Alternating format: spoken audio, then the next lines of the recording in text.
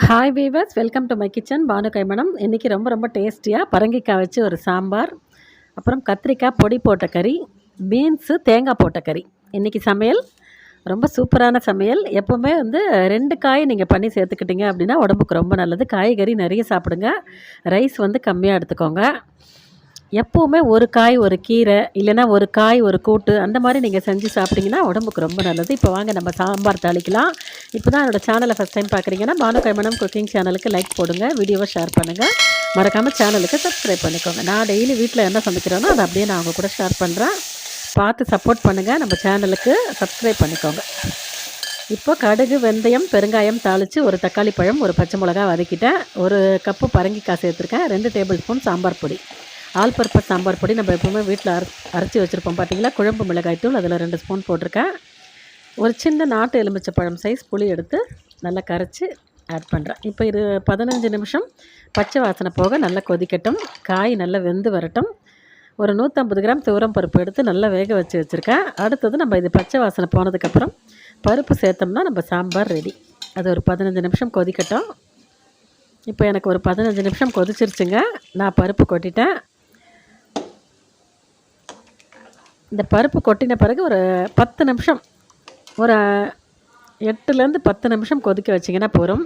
கரெக்டாக நீங்கள் ஒரு இட்லி வேகிற சமயம் தான். இட்லி வேக வைக்கிறதுக்கு நம்ம ஒரு 8 நிமிஷம் கொடுப்போம் பார்த்தீங்களா, அந்த மாதிரி ஒரு 8 நிமிஷத்தில் இந்த சாம்பார் ரெடி ஆகிடும். பருப்பு கொட்டி ரொம்ப நேரம் கொதிக்க வைக்கக்கூடாது. ஒரு 8 நிமிஷம் குக் பண்ணிவிட்டு மேலாப்பில் கருவேப்பிலை, கொத்தமல்லிலாம் ஆட் பண்ணிக்கோங்க. ஃப்ரெஷ் கொத்தமல்லி தாராளமாக சேர்த்திங்க அப்படின்னா கமகமான சாம்பார் ரொம்ப சூப்பராக இருக்கும். இந்த மஞ்சள் பூசணிக்காய் கிராமத்தில் அரசாணிக்காய்ன்னு சொல்லுவாங்க. உடம்புக்கு ரொம்ப நல்லதுங்க. தோலோடு சாப்பிடுங்க. முடிஞ்ச வரைக்கும் காய்கறியெல்லாம் நல்லா வாஷ் பண்ணிவிட்டு அந்த தோலோடு எடுத்துக்கிட்டோன்னா நமக்கு நிறைய சத்துக்கள், நோய் எதிர்ப்பு சக்தி நம்ம உடம்புக்கு நிறைய கிடைக்கும். இப்போ பீன்ஸ் பொரியல், ஆஸ் யூஷுவல் எல்லாருமே பீன்ஸ் பொரியல் பண்ணுவீங்க. நான் பச்சை நிறம் மாறாமல் எப்படி பச்சை கலர் மாறாமல் பண்ணுறது அப்படின்னு நான் சொல்லித்தரேன். வீடியோவை ஸ்கிப் பண்ணாமல் ஃபுல்லாக பாருங்கள். நம்ம பானு கைமணம் சேனலுக்கு சப்போர்ட் பண்ணுங்கள். இப்போ ஒரு டேபிள் ஸ்பூன் எண்ணெய் விட்டுருக்கேன். ஒரு ஸ்பூன் கடுகு, ஒரு ஸ்பூன் உளுத்தம்பருப்பு, ஒரு வரமிளகாய் கிள்ளி தாளிச்சிருக்கேன், ஒரு அறுக்க கருவேப்பிலை. கடுகு நல்லா பொரிஞ்சு உளுத்தம்பருப்பு நல்லா சிவந்து வந்த பிறகு ஒரு 1/4 கிலோ பீன்ஸ் எடுத்து நல்லா வாஷ் பண்ணி நல்லா பொடியாக கட் பண்ணி வச்சுருக்கேன். தாளிப்பில் இந்த பீன்ஸை ஆட் பண்ணிக்கோங்க. நல்லா ஒன்று போல் கலந்து கொடுத்துருங்க. இதுக்கு தண்ணி ரொம்ப தேவைப்படாதுங்க. குறைஞ்சபட்சம் ஒரு 1/4 டம்ளர் தண்ணி நீங்கள் போட்டிங்கன்னா போதும். நான் எவ்வளோண்டு தண்ணி வச்சுருக்கேன் பாருங்கள். அந்த பாத்திரத்தில் 1/4 டம்ளர் தண்ணி ஆட் பண்ணுறேன். காய்க்கு அடியில் தான் தண்ணி நிற்கணும், காய்க்கு மேலே எப்போவுமே தண்ணி நிற்கக்கூடாது. இப்போ இந்த காய்க்கு தேவையான கல் உப்பு நான் மொத்தமாக போட்டுட்டேன். இது நல்லா வெந்த பிறகு தேங்காய் துருவல் சேர்த்தோம்னா நம்ம பீன்ஸ் காய் ரெடி. இது அப்படியே சிம்மில் போட்டு ஒரு 10 நிமிஷம் மூடி வச்சுருங்க. அந்த தண்ணி சுண்டி வந்துருச்சுன்னா காய் வெந்துருச்சுன்னு அர்த்தம். பாருங்கள், பச்சை கலர் கொஞ்சம் கூட மாறலை. இதே மெத்தடில் நீங்களும் காய் பண்ணி பாருங்கள். ஒரு குட்டியோண்டு தண்ணி தான் அடியில் இருக்குது, கொஞ்சோண்டு. நம்ம தேங்காய் போட்டோம்னா அதுவும் சரியாயிடும். இப்போ நீங்கள் தேங்காய் துருவல் ஆட் பண்ணி, உங்களுக்கு இனிப்பு சுவை பிடிக்கும்னா ஒரு அரை ஸ்பூன் சர்க்கரை ஆட் பண்ணிக்கோங்க. சூப்பராக இருக்கும் அதுவும்.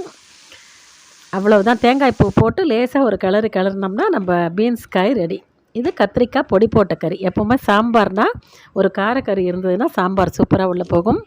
இந்த கத்திரிக்காய் கறி பொடி போட்ட கறி ரொம்ப சிம்பிளாக பொடி பண்ணுறது சொல்லித்தரேன். இப்போ வானிலையில் ஒரு சொட்டு எண்ணெய் விட்டுருக்கேன், ஒரு கட்டி பெருங்காயம், இது காரம் இருக்கிற குண்டு வரமிளகாங்க, ஒரு சின்ன குழம்பு கரண்டி தனியா சேர்க்குறேன். உதாரணத்துக்கு 2 டேபிள் ஸ்பூன் தனியா, ஒரு 3 வரமிளகாய், அப்புறம் 1 டேபிள் ஸ்பூன் கடலைப்பருப்பு எடுத்து வச்சுருக்கேன், 1 டீஸ்பூன் உளுத்தம்பருப்பு எடுத்து வச்சுருக்கேன். இது எல்லாத்தையும் அந்த எண்ணெயில் நல்ல பொன்னிறமாக வாசனை வர வரைக்கும் வறுத்துக்கோங்க. இது கூட உங்களுக்கு கொப்பரை தேங்காய் இருந்தாலும் நீங்கள் ஆட் பண்ணிக்கோங்க. தேங்காய் துருவல் பிடிக்கும்னா ஒரு கைப்பிடி ஆட் பண்ணிக்கோங்க. கரகரன்னு பொடிச்சிட்டு வந்துடுங்க. கரகரன்னு பொடிச்சு வச்சுக்கோங்க. இப்போ நம்ம கத்திரிக்காய் வதக்கலாம். ஒரு 1/4 கிலோ கத்திரிக்காய் நல்லா வாஷ் பண்ணி நாளாக பொழந்து வச்சுருக்கேன். கடுகு, கருவேப்பிலை மட்டும்தான் தாளிக்கிறோம். ஏன்னா பெருங்காயம், மிளகாய், தனியா எல்லாமே அந்த பொடியில் இருக்குது. இப்போ நாளாக பொழந்து வச்சுருக்கிற கத்திரிக்காயை இதில் சேர்க்குறேன். இது ஸ்டஃப்டு கறி. சில பேர் அந்த நாளாக பொழந்து அந்த பொடியை அதுக்குள்ளே ஸ்டஃப் பண்ணி அப்படியே முழுசாக வதக்குவாங்க. நான் பார்த்திங்கன்னா இந்த மாதிரி தான் ஸ்டஃப்டு கறி பண்ணுவேன். இது எப்படி இருக்கும்னு கேட்டிங்கன்னா, மேலே உப்பு காரமெல்லாம் சாப்பிடும்போது நாக்கில் படும், உள்ளுக்குள்ளே அந்த கத்திரிக்காவை நம்ம அந்த பொடியோடு சேர்த்து கடித்து சாப்பிடும்போது ஸ்வீட்டாக இருக்கும் கத்திரிக்காய்க்குள்ளே. இந்த மாதிரி செஞ்சு பாருங்களேன், ரொம்ப சூப்பராக இருக்கும். ஒரு அரை ஸ்பூன் மஞ்சள் பொடி ஆட் பண்ணிக்கோங்க. மஞ்சள் பொடி சேர்த்து கத்திரிக்காயை நல்லா ஒன்று போல் கலந்து கொடுத்துட்டு இந்த கத்திரிக்காய்க்கு தேவையான தூள் உப்பு சேர்த்துட்டிங்கன்னா சூப்பராக குழஞ்சி வதங்கி வந்துடும். இந்த கத்திரிக்காய்க்கு தேவையான உப்பு சேர்த்துட்டேன். நல்லா ஒன்று போல் கலந்து கொடுத்துட்டு இதையும் நிதானமான அடுப்பணையில் குறைச்சி வச்சுட்டு மூடி போட்டு மூடி வச்சுருவேன். ஒரு 10 நிமிஷம் தாங்க. கத்திரிக்காய் தோலெல்லாம் நல்லா செவந்துக்கிட்டு நல்லா வெண்ணெய் மாதிரி கத்திரிக்காய் குழஞ்சி வந்துடும். இதில் உப்பு பட்ட உடனே அந்த கத்திரிக்காய் அப்படியே குழஞ்சி போயிடுங்க. இதே மாதிரி நீங்களும் செஞ்சு பாருங்கள். ரொம்ப ஈஸியான மெத்தடில் இந்த பொடி கறி பண்ணலாம். நான் தேங்காயை மட்டும் ஸ்கிப் பண்ணிவிட்டேன். ஆல்ரெடி பீன்ஸில் தேங்காய் போட்டிருக்கேன். அதனால் பொடி கறியில் நான் தேங்காயை ஸ்கிப் பண்ணிவிட்டேன். உங்களுக்கு பிடிக்கும்னா நீங்கள் தேங்காய் சேர்த்துக்கலாம். கொப்பரை துருவலும் சேர்த்துக்கலாம், சாதா தேங்காயும் சேர்த்துக்கலாம். இப்போ பாருங்கள், ஒரு 10 நிமிஷம் கழித்து அப்படியே குழைய வதங்கி வந்துருச்சு எனக்கு கத்திரிக்காய். நல்லா பிஞ்சு கத்திரிக்காய்ங்க, சூப்பராக வெண்ணெய் மாதிரி குழஞ்சி வெந்து வந்துருச்சு. இந்த அளவுக்கு வெந்ததுன்னா போதும்.